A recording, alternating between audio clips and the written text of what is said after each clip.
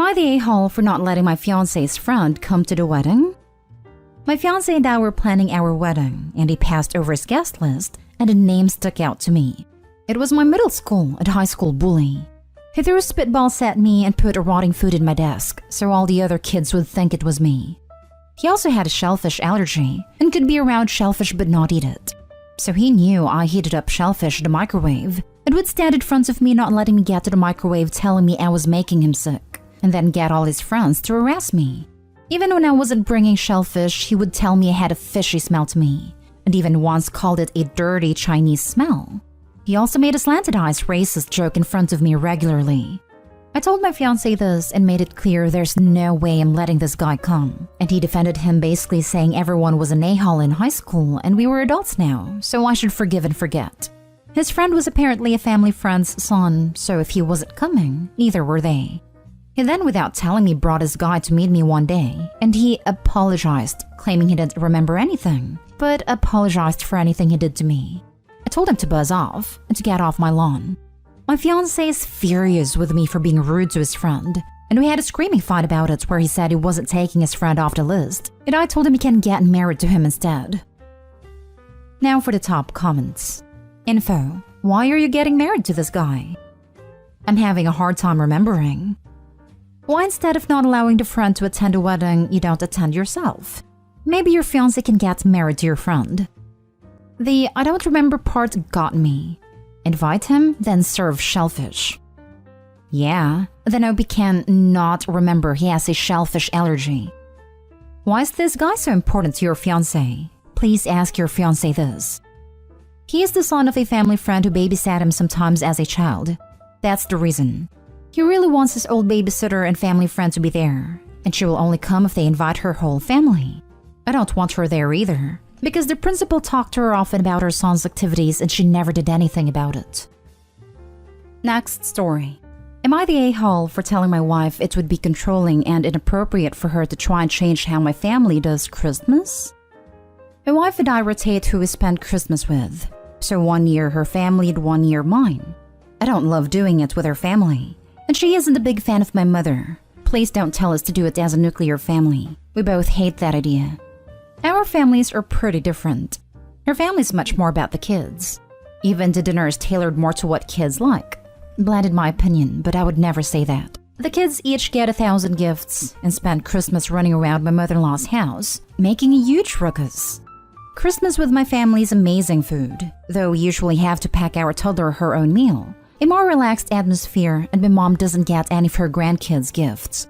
I don't know her exact reasoning. She says that only the nuclear families should buy gifts, though she does get me and my 2 sisters something, but gives it to us about a week in advance. My kids don't know that she does that. My mom encourages the kids to play in another room so the adults can talk, but me and my wife put our foot down because these kids are just too young. To be clear, we exchanged gifts at home before going, but my wife just finds it really weird that no one in the family buys for other people's kids. It has nothing to do with my mom being frugal or anti-materialism. My mom and stepdad go all out for each other. Anyway, it is our year to do Christmas with my side, and my wife came to me and proposed suggesting to the family that we only buy for kids and make Christmas more kid-friendly. I told her she really has no right to tell my mom how to spend her money, and that would not go over well with my very child-free sister. Other sister has kids as well. She said she feels that Christmas is supposed to be this magical time for the kids, and my mom and stepdad and child-free sister and brother-in-law have their anniversaries, birthdays, and Valentines to spoil each other. She said she just really hates how much Christmas is about the adults in my family, and it makes her sad. I said her points are totally valid, but it would be controlling and inappropriate to try and change how my family's always done things, and she would definitely offend my mom. She said I'm putting my mom's feelings ahead of hers and she just wants to bring it up, and she doesn't like that I used the word controlling. I am definitely a bigger fan of your wife's idea of how Christmas should be spent than your family's, but house traditions are house traditions. It just sounds boring as hell for those kids, and they'll always be comparing the fun side of the family to the boring old side, but they aren't being mistreated or anything. Not an a-hole for doing things different, though I'm not inclined to call your wife an a-hole for making the suggestion. If she made it a demand, then she'd be an a-hole. Agree, it's a no a-hole situation. The wife is a member of the family now and has the right to offer ideas and suggestions. Opie, as an original member of that family, can and should communicate with his wife about whether her suggestions are a good fit for his side. Nobody did anything wrong here. Soft, everyone sucks here, except your wife. Not centering Christmas 100% around the children is one thing, but your family sounds like it doesn't include the children at all. Send them to another room? No presents? And they don't even get a single special holiday meal. How hard is it to make a mac and cheese dish? Put an orange, some chocolate, and a book in a stocking, and set up a game, arts, and craft activity or a movie for the kids? Honestly, if I was your wife, I wouldn't bother going to your family's Christmas. Your wife and child are a part of your family too, and if they aren't included in the celebration, then Christmas and family don't sound like they go together in your family. Your family does things a certain way. Your wife doesn't like it and suggested a change, which is reasonable. She's part of the family too.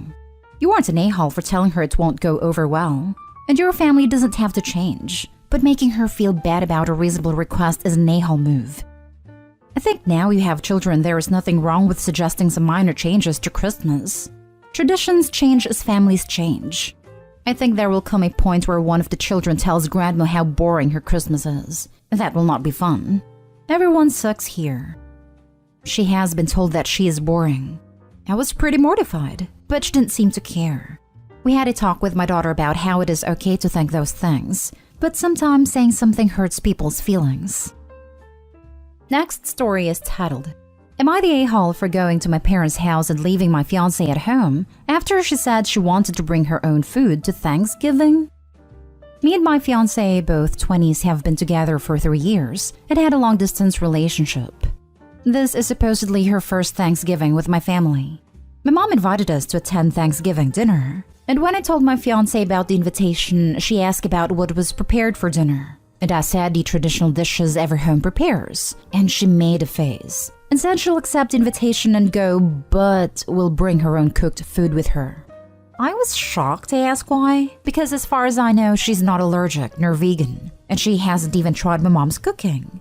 She said that it's just her choice, and wanted to eat something else to add new flavor for Thanksgiving, since she was always forced to eat the same old traditional meals every year by her family. I was mad. I told her it'd be disrespectful of her as a first-time guest at our family's Thanksgiving, but she said it was better than telling my mom to cook other dishes specifically for her. I told her no, she cannot bring food with her, and if she insists, then she needs to stay home and not come with me, because I'm not about to let her fed my mom's cooking. She got all dramatic, almost crying, saying I was being controlling and that I should just let her come and bring her own food, instead of overreacting like that. I stood my ground and she kept saying she wanted to bring food, and that she wasn't willing to go hungry to please my mom. I had it at this point, and got ready to go over to my parents who live hours away. I got in the car with my stuff and left her behind crying, then started calling me saying I should not have went and left her alone at home, and that I was wrong for making this my hill to die on, and causing her to miss my mom's invite. I'm at my parents' house right now. I made up some excuse as to why my fiancé didn't come, but I'm still bothered by what happened, especially when she keeps guilting me for leaving her behind, calling me selfish jerk, and whatnot. Edited to add, oh yeah, she was actually planning on bringing an entire cooked meal. So, I wasn't just talking about some side dishes to share with the family. That would have been a different story. It would have been perfectly acceptable, gracious even, for her to bring a side dish or two, so long as you cleared that with your mom ahead of time. But to pre-cook and bring her whole meal and not eat your mother's food at all is rude. There's something more going on here than she's sharing with you. I wish that she'd bring some side dishes or desserts. But no, she wanted to bring cooked food just for herself. This stuff is highly disrespectful to my family. Homegirl sounds really whiny, toxic, and manipulative. Might want to rethink who you spend the rest of your life with. Just saying. Not a-hole, but don't expect that you'll save this relationship. What the heck is your fiancé thinking? She has no dietary restrictions, but feels that she needs to impose her vision on a meal she's invited to? This feels like a power play. This feels like a test to force you to choose her over your family. Nope, right the heck out of that. You passed the test, by the way. She is the one who failed you. She's the selfish one. Like there is some serious Darvo stuff here. Not a-hole. This isn't her last meal on Earth, or the only food she'll be able to eat for the rest of her life. This is one meal that someone is generously making to share with loved ones. If you're not a huge fan, you eat a minimal amount and then have a big dessert. Stop at Burger King on the way home. Jam a PB&J in your coat's pocket to eat in the car. Next story. Am I the a-hole for sending my boyfriend's brother home? I, 28 female, work for my parents. Maybe you can see where this is going. We live in a little town in the middle of nowhere. My parents run a little mom-and-pop grocery shop that everyone loves. It is a family-owned store, and I am a manager here. We don't usually have issues. My boyfriend's Ryan, 27 male, little brother, 22 male, recently moved in with him due to disputes between him and his parents. Kane has always been rowdy, so I think his parents just got fed up with his behavior, but I really don't know. Ryan told him he could stay with him, but he'd need to get a job because there was no way he could provide for both of them on a salary. Well, none of the places hiring the area wanted Kane. At least he claims he applied and just never got calls back. So, Ryan asked me to swing a job for him here. I didn't like the idea, but we hired Kane on 4 months ago. In that time, I've caught Kane napping in the employee lounge on his break, but an hour longer than allotted. I caught him vaping in the cooler, and multiple times I found him standing around talking to friends about the work he was meant to be doing without actually doing it. The final straw was 4 days ago. Kane clocked in, found me, and asked me what he should do. I told him his job for the day. He said okay and disappeared. 30 minutes later, I saw him nowhere in his area. I went to the employee lounge and saw him sitting at the table eating and on his phone. I asked him what he was doing. He said eating. I asked him if he carted out for break. He rolled his eyes at me and said, "No, I was just grabbing a bite to eat quick." I asked him how long he was back here for, and he said, "I don't know, I just bought it and came back." I told him to let me see his receipt, and sure enough, it was stamped for about 5 minutes after he clocked in. I said, "Kane, we needed you on the floor." He mocked me. "Kane, we need you on the floor." I was really not in the mood for it, so I asked him how badly he needed this job. He said, "Well, if I'm not working, I can stay with Ryan, duh." I said, "Exactly. Kane, go home. You're not needed today, and don't come in tomorrow." He laughed at me like I was joking until he noticed I wasn't moving, wasn't smiling, wasn't laughing. Then he just said no. And I told him that either he leaves right now or he can continue sitting there without getting paid, because I was done letting him fool around. A few more words exchanged, and then he went home. After my shift, I got a call from my Ryan snapping at me for sending Kane home. I told him I was tired of letting his brother get away with doing whatever just because of who he is. Ryan told me that I was being an a-hole because I know he can't support him and his brother, and that there was no way he could send Kane back home because their parents wouldn't take him. I told him I'm not going to let my parents pay someone for goofing off constantly, and this is where we still are today. Added to clarify some common questions. Ryan was made aware of the things Kane did under my employment, and usually right as they happened, so it's not like he didn't know Kane was on thin ice. Kane was fired, yes. Kane was reprimanded / talked to every time I caught him doing something he shouldn't have been doing. Now for the comments. Not a hole. Maybe Kane will have a nice encouraging pep talk with his brother tonight. You absolutely did nothing wrong here. I agree, and would let boyfriend know to stay the hell out of it or he will be supporting a deadbeat brother and he won't have a girlfriend. This is more than a Kane issue. This is also a Ryan issue. Ryan has enabled his brother and constantly taking his side regardless of knowing his brother's penchant for being rowdy. Doesn't even take into consideration how his brother is unprofessional. Opie's trying to run a business, not a daycare. Considering his behavior during work and attitude, I'd say it was fair for you to send him home. Just because he's your boyfriend's brother doesn't mean he doesn't have to work or make you obligated to take care of him. He was lucky that he even got a job at yours in the first place, and he completely blew it. That's on him, not you. I mean, Opie's literally the daughter of the owners. If she's expected to work hard and not slag off, why does Kane think he can expect some special treatment for being the brother of Opie's boyfriend? Kane isn't your problem. At 22, he should start acting like an adult. No one should be taking care of him. Yeah, I even forgot that Kane was 22 and I was reading the rest of the story. Dude sounds like a 14 to 16-year-old. Now for the last story. Would I be the a-hole for eating with my friend rather than my family for Thanksgiving? Every Thanksgiving, my parents usually invite my aunts and uncles and their friends for the dinner. My siblings 16, 10, 13, and I 18 are never allowed to eat with the grown-ups. We'd have to stay in our rooms until the grown-ups either leave or go to sleep if they're staying over. We'd get the leftovers, and to be honest, it's kind of boring. One of my friends from high school's parents are throwing a Thanksgiving dinner. I told my friend about how Thanksgiving was at my house, so she invited me to eat with her family.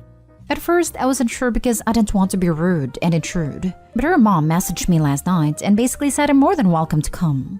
It's quite last minute and I doubt anything is going to change.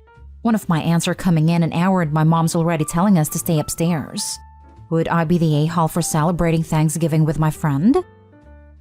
You get the leftovers? Not an a-hole and your family's a massive red flag. That is so messed up. And they aren't even allowed to leave their rooms until everyone leaves. Not celebrating Thanksgiving would be an improvement for these kids. What? Not an a-hole.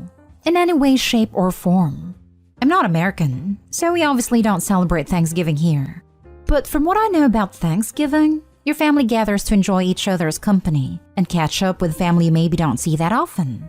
If your parents effectively tell you you're not allowed to participate at all and have to starve in your room until the grown-ups have eaten and gone to bed, it sounds to me you'd be better off going somewhere you were actually more than welcome.